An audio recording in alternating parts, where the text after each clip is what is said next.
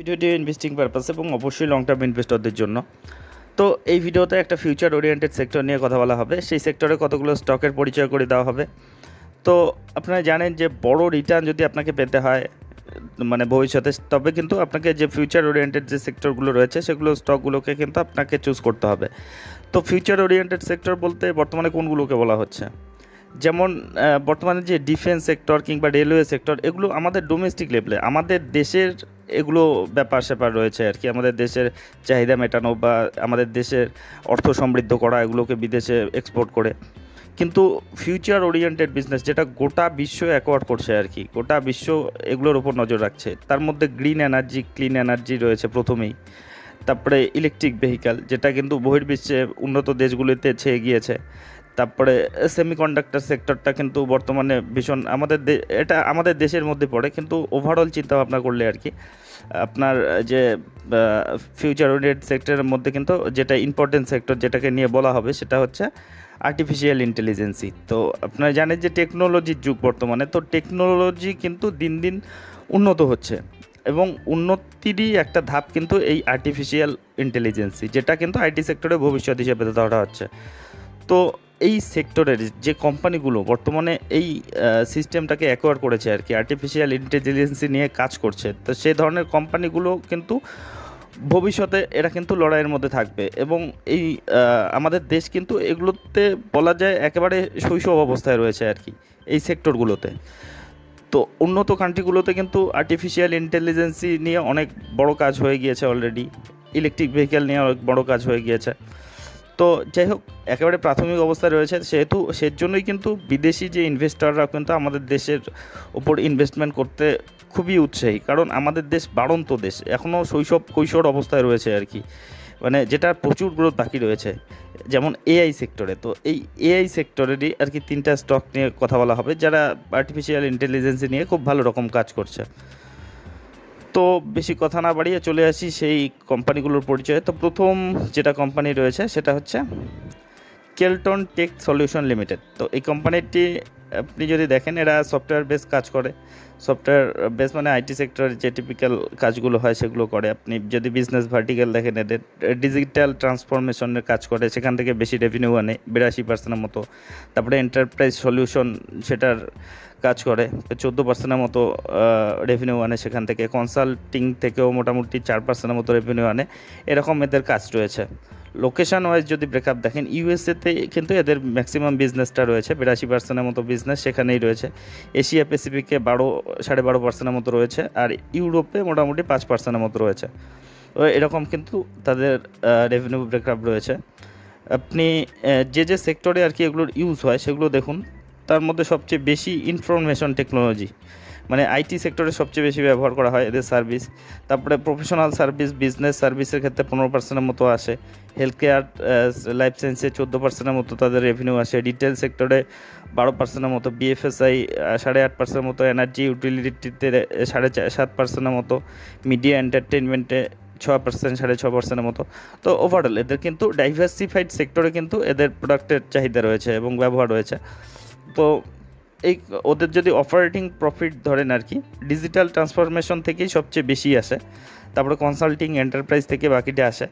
তো যাই হোক, এদের বিজনেস মোট কথা আইটি সেক্টরে এরা ভালো রকম বিজনেস করছে এবং এআই নিয়ে কিন্তু এটা এগোচ্ছে।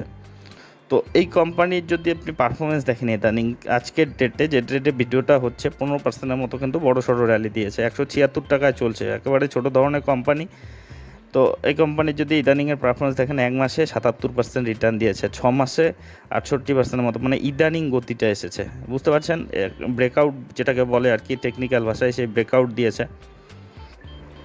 তো 5 বছরের রিটার্ন দেখলে 650%-এর মতো কিন্তু রিটার্ন দিয়েছে, 650%-এর মতো। মানে এ ধরনের ছোটো কোম্পানিতে কিন্তু এ ধরনের গতি থাকে। আর অবশ্যই মাথায় রাখবেন, এগুলো ছোটো কোম্পানি সবসময় রিস্কি হয়। এগুলো যেমন এরকম গতিও দেয় যে 5 বছরে আপনাকে 5 গুণ 10 গুণ করে দিল টাকা, কিন্তু যখন কারেকশন হয় তখন টাকা অর্ধেক করে দিতে কিন্তু এদের 1 দিন 2 দিন সময় লাগে। তো সেজন্যই আর কি রিস্ক ম্যানেজমেন্ট ঠিকঠাক রেখে তবে এই ধরনের কোম্পানিতে যাবেন।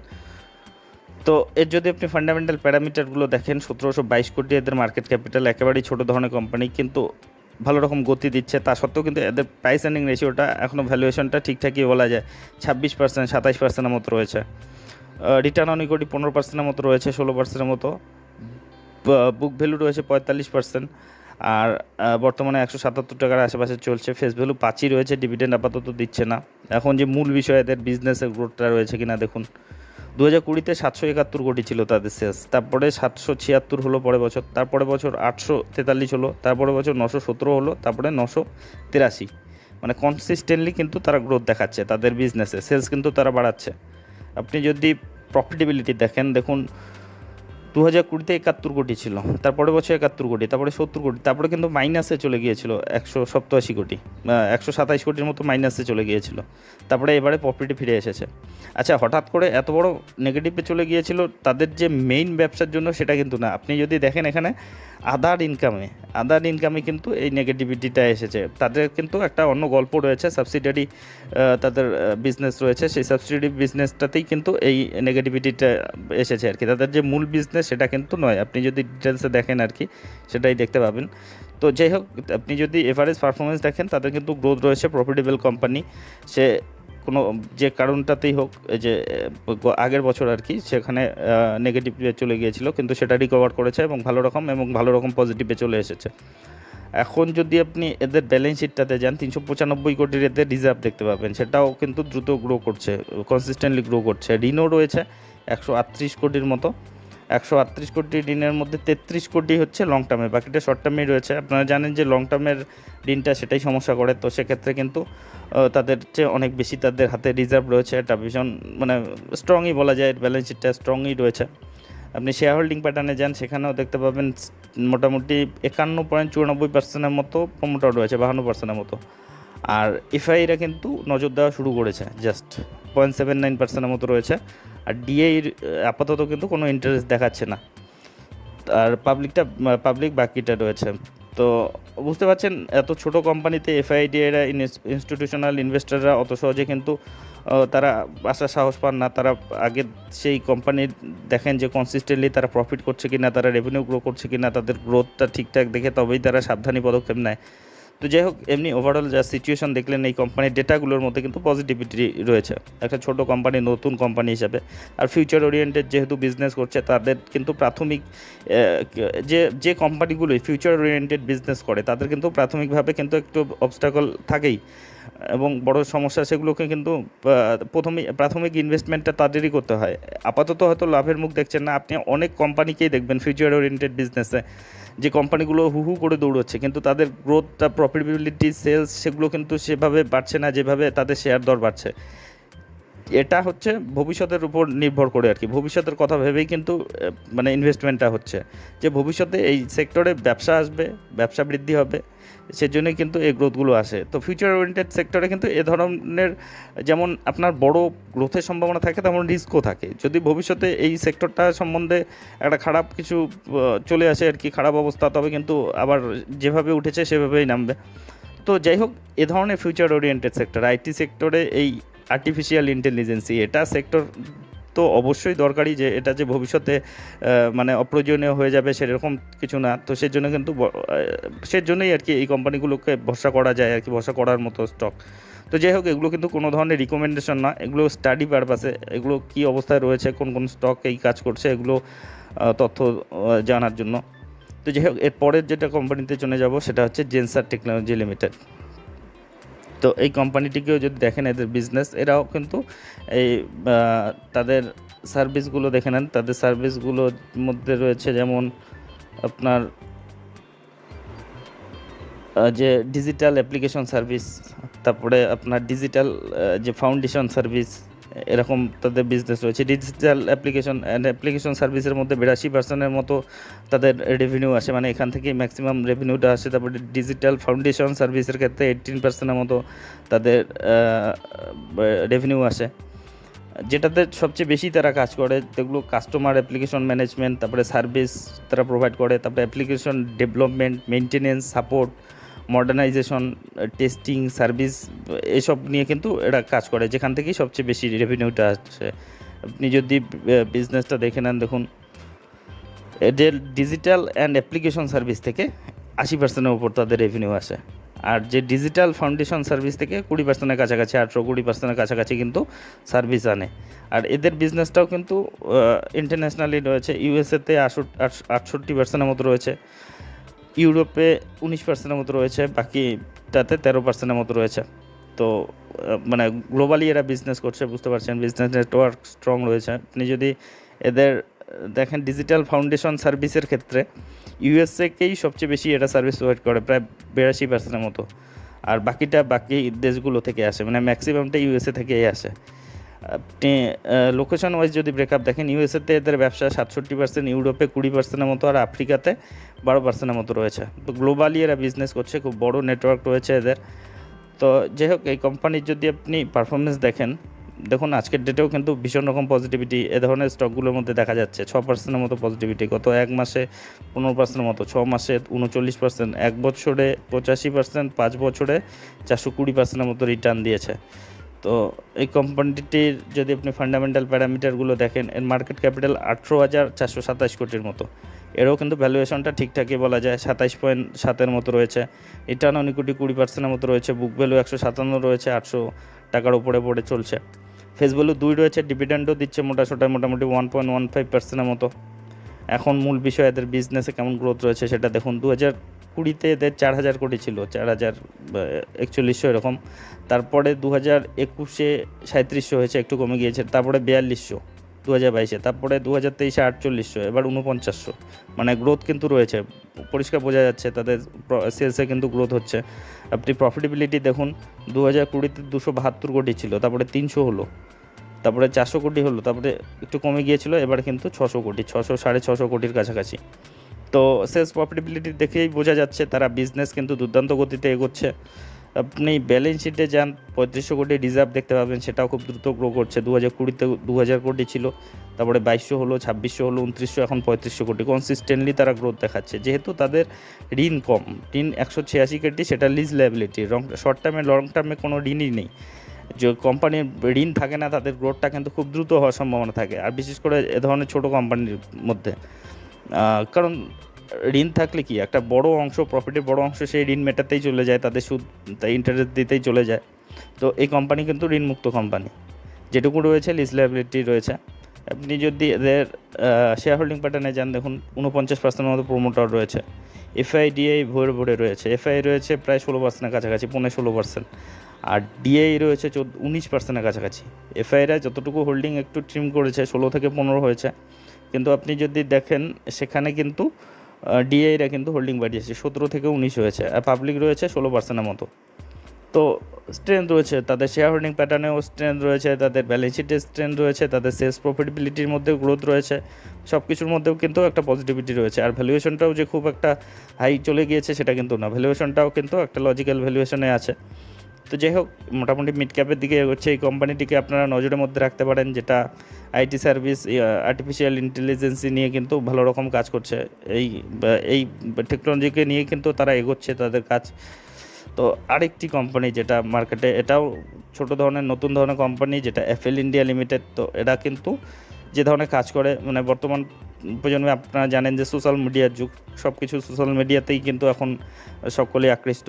তো সোশ্যাল মিডিয়াতে যে অ্যাডভার্টাইজমেন্টের কাজ আর কি, সেটা কিন্তু তারা করে আর কি। অ্যাডভার্টাইজমেন্টের কাজ বলতে কি, যে তারা কিন্তু সেরকম সব কিছু ডেটা কিন্তু তাদের কাছে রয়েছে আর কি। যারা যে ধরনের ভিডিও দেখেন বা যে ধরনের জিনিস পছন্দ করেন, সে ধরনেরই তাদের চাহিদা অনুযায়ী কিন্তু তারা তাদেরকে সেরকম প্রোডাক্টের কিন্তু তারা অ্যাডভার্টাইজমেন্ট করায় আর কি। যে অ্যাডভার্টাইজিং যে কোম্পানিগুলো রয়েছে, এদেরকে কিন্তু অর্ডার দেয় সেই অ্যাডভার্টাইজমেন্ট করার জন্য। তো যাই হোক, এদের যে পুরো কাজটা কিন্তু এআই নির্ভর কাজ, মানে এআইকে নিয়েই কিন্তু এরা এগোচ্ছে এদের কাজকে। তো এই কোম্পানির যদি আপনি দেখেন বিজনেসের ক্ষেত্রে, দেখুন সিপিবিউ বিজনেস যেটাকে বলে আর কি, যেটা বললাম আর কি, সেই বিজনেসই এদের মেইন বিজনেস। সেখান থেকে 99% রেভিনিউ আসে। এদের লোকেশন ওয়াইজ যদি ব্রেকআপ দেখেন, মোটামুটি ইন্ডিয়াতে 27% মতো রয়েছে, আদার্স কান্ট্রিতেই বেশি রয়েছে 72% মতো। তো এদেরও ডোমেস্টিক ইন্টারন্যাশনাল বাজারে কিন্তু এদের মানে গ্লোবালি কিন্তু বিজনেস রয়েছে।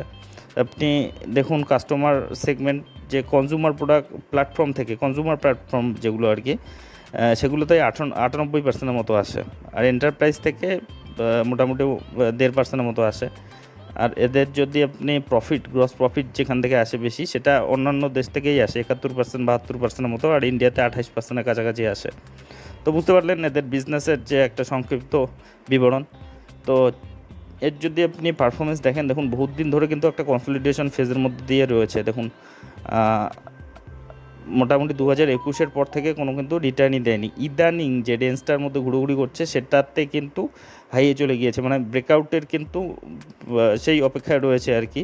এই রেঞ্জটা যখনই ক্রস করবে তখনই কিন্তু মোটামুটি 1500 যে লেভেলটা, সেটা ক্রস করলে কিন্তু একটা বড়সড় গতি আসতে পারে আর কি, যারা টেকনিক্যাল অ্যানালিস্ট তাদের ভাষায় এটা বলছি। তো লং টার্ম ইনভেস্টমেন্টের ক্ষেত্রে সেগুলো কোনো মানে এই কথাগুলো ইউজ হয় না।